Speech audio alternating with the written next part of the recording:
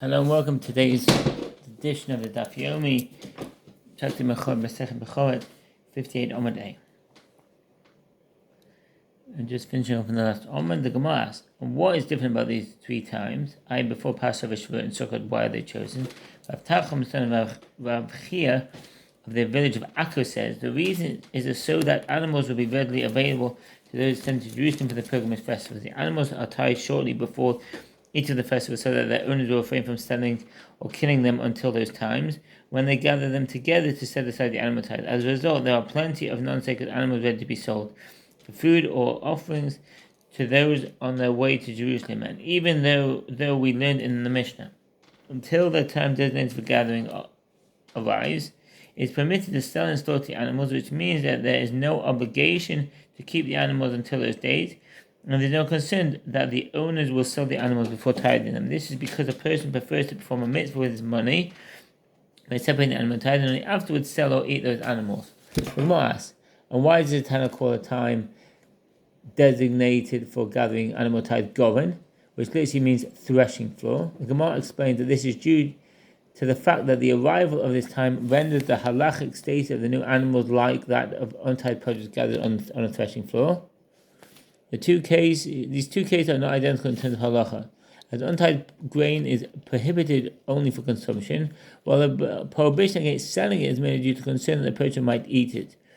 See Demai 5:8. By contrast, the sages decree that before separating animal tithe, it's prohibited both to slaughter the animals, to eat them and sell them ab initio.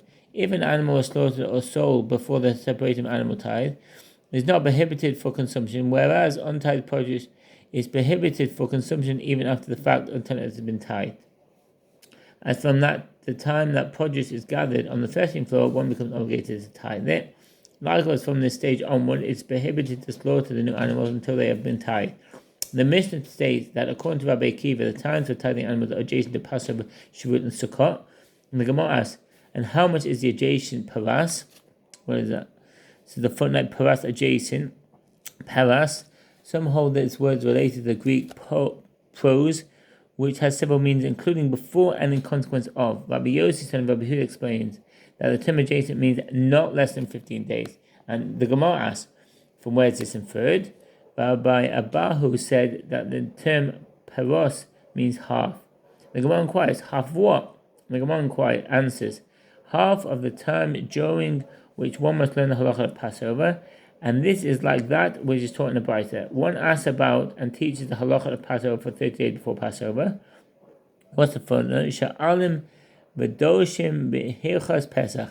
It caused me to begin studying the halacha of each festival 30 days before, and see the Baal Mavak and Avraham as stated in the Braita. Some hold that this applies only to Passover, as that festival has so many halachot associated with it. The Shulchan Aruch Chaim 429:1. Rabbi Shimon ben Gamliel says one begins studying those halachot 2 weeks before the festival. The Mishnah states that Ben Azai says that the times on the 29th of Adar, on the 1st of Nisan, on the 29th of Av. The Gemara asks, with regard to what principle do Rabbi Akiva, who says 15 days before Passover, and Ben Azai refers to the 29th day of this Adar, disagree?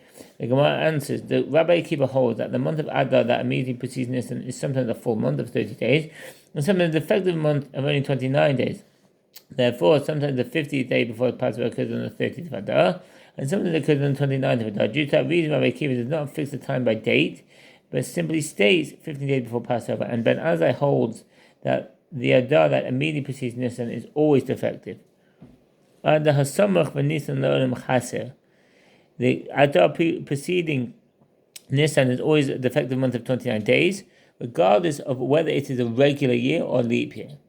The Lechem Mishnah, or on the Rambam Sefer Kabban Hilchot Bekorot 7:8, is surprised that the Rambam rules in accordance with the opinion of Ben Azai rather than the opinion of Rabbi Akiva, as he rules in accordance with the opinion of Rabbi Akiva with regard to animal tithe, the time during the year designated for gathering. Rambam Sefer Zaman Hilchot Kiddush HaChodesh 8:5.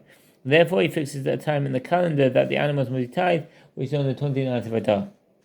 With regard to the fact that Ben Azai does not require 15 days before Shavuot, but maintains that animals must be tithed on the 1st of Nisan, The reason is that since there are not so many animals born between the previous time of tithing and this one, if you say that the owner should tithe earlier, then before the pilgrimage festival arrives, all the animals will already be gone, the sales having been completed. If so, there will be no animals remaining for those coming to Jerusalem for Shavuot.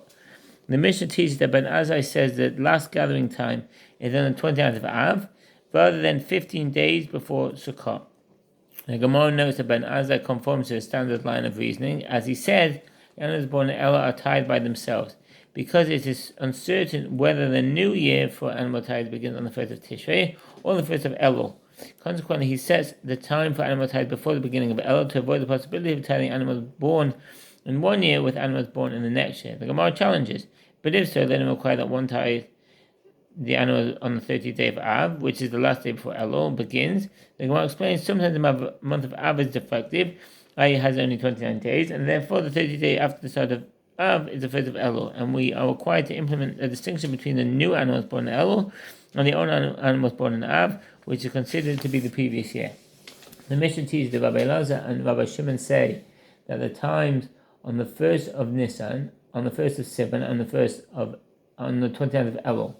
The Gemara explains with regard to the first day. On the 1st of Nisan, this is in accordance with the opinion of Rabbi Shimon ben Gamel, who says that one begins studying and teaching the halacha of Passover 2 weeks before the festival. Rabbi Elazar and Rabbi Shimon hold that the second time for animal tithe is on the 1st of Sivan, and this is, as we said, with regard to the opinion of Ben Azai, so that there will be enough animals born since the previous time. Finally, they hold that the third time for animal tithe is on the 29th of Elul.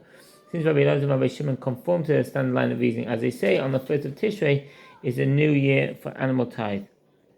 All animals born prior to that date belong to the previous year for tithe and are tithe as a single unit, whereas those born after that date belong to the next year for tithe.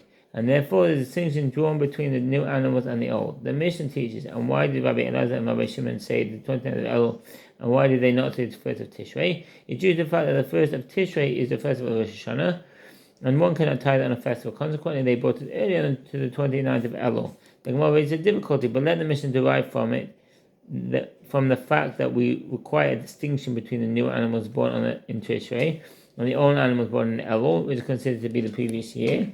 The Gemara answers, the Mishnah states one reason and adds another. The one reason is that we require a distinction between the new animals and the old animals.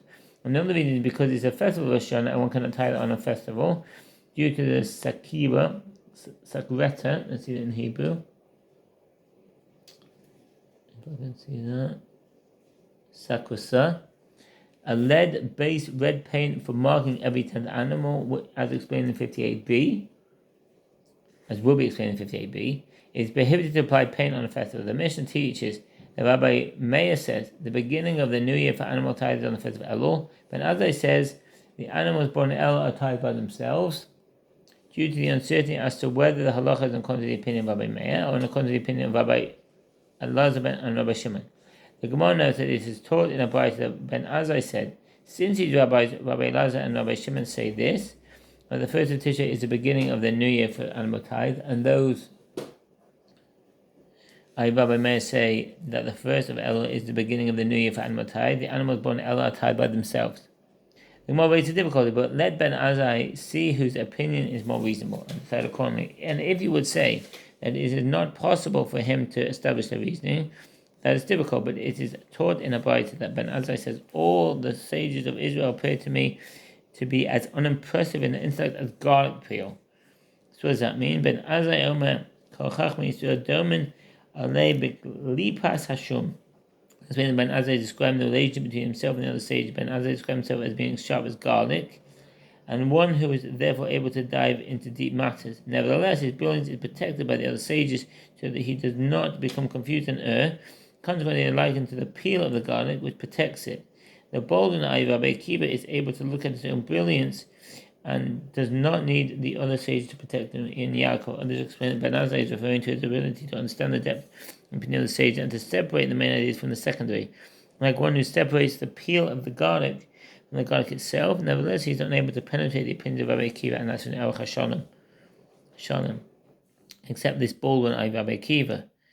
Chutz min hakerech hazeh, Rashi explains that this is referred to Rabbi Akiva, and due to his boldness, his son was known as Rabbi Yeshua ben Kocha. Others maintain that it's referring to Rabbi Elazar ben Azariah, who is described in the Jewish Talmud as bold, Rabbi Nissim Gaon. Alternatively, Korea is not a description but the name of a sage. Tatzva cited in the Beinu Tam. Rabbi Yochanan says that Ben Azai was unable to establish their reasoning in this particular case, as they said their opinions by tradition from a chain of transmission stretching back to Haggai, Zechariah, and Malachi. The last of the prophets, each sage claimed his tradition concerning their ruling was the correct one. Since this view is based on tradition, it can be resolved by logical reasoning. It is taught in a Braita. In what manner did Ben Azai say that animals born in Elul are tied by themselves? For example, if 5 animals were born in Av and 5 were born in Elul, and they do not combine to make 10 animals that require tithing.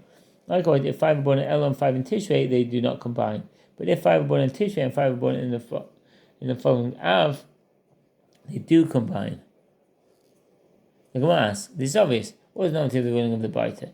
The Gemara answers, this ruling is necessary lest you say that just as years separate between animals that may be tied together, so too the designated time for gathering and tithing the animals separate between those animals born before and after one of them.